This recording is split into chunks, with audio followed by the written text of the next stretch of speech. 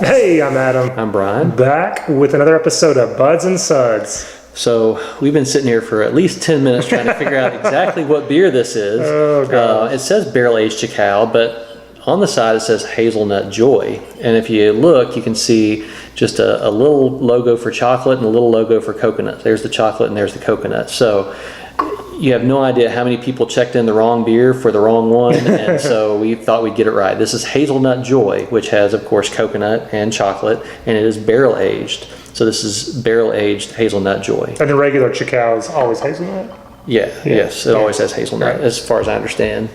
So this is Listermann. Also, it's triple digit, which is part of Listermann. For those of you who don't know, the triple digit refers to the starting gravity. So, in the 100 range, so 1.1 XX. So as long as it's there and above, they're a triple digit series.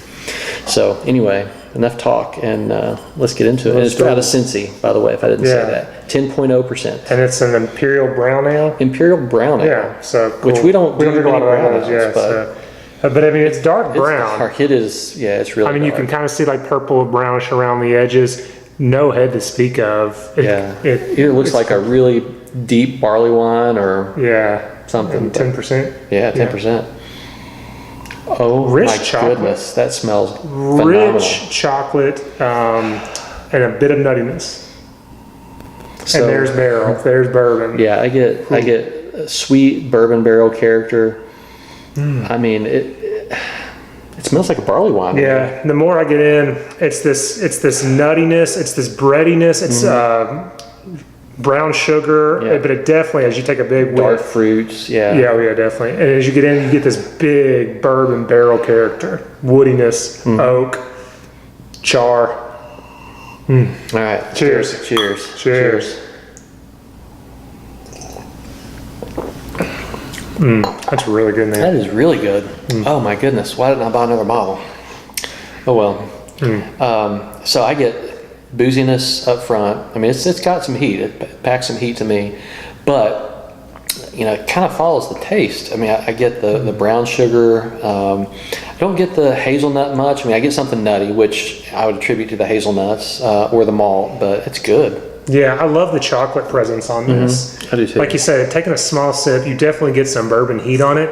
But there's this rich chocolate that kind of just is well integrated with the brown ale aspect, that brown ale maltiness that's typically there.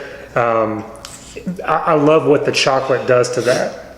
It's this kind of like desserty chocolate sweetness to go along with that. It is. I think if we did this from blind, you'd be hard pressed to say it's a brown ale. I mean, I would have guessed old ale or barley wine, barrel aged.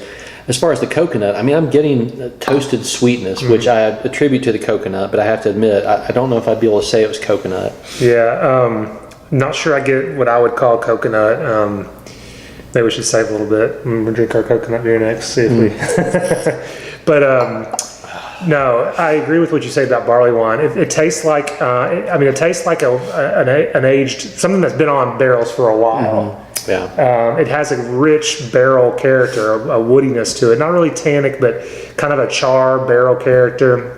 And yeah, I mean, it has that typical brown sugar sweetness. It does have a little bit more subtle fruity notes. I think those are well in the back. Right. I think that might be where this differentiates from that barley wine. It doesn't. Right, but that's a good point, because if you go into this thinking this is Bourbon County barley wine, you're going to be disappointed. Yeah. But I've had plenty of barley wines that I thought this is much better than, and this is to me closer to the style of a barley wine than many other barley wines I've had. But as far as a brown ale, I've never had a brown ale better than this. Oh no, I don't think this so. is for a brown ale, this is phenomenal. It all goes together. Again, would love to have a little bit more coconut. That's fine, but it doesn't hurt it that it's not there. You're not getting, unless you were just looking for a coconut bomb.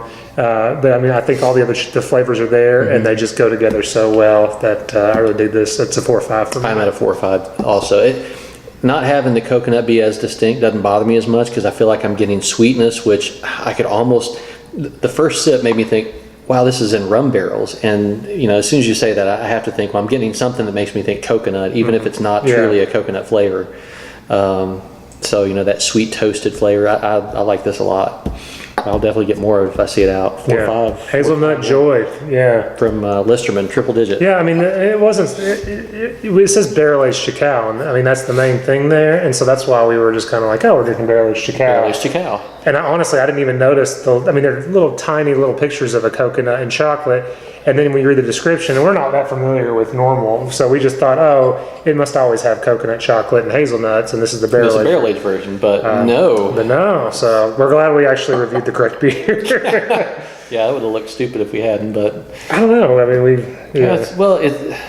I mean, there's not much coconut, yeah, but anyway. No, it's a good one. Thank you for getting it. Yeah, no problem. Anything else? As always, guys, if you can't have the beer you love the beer you have. Thanks.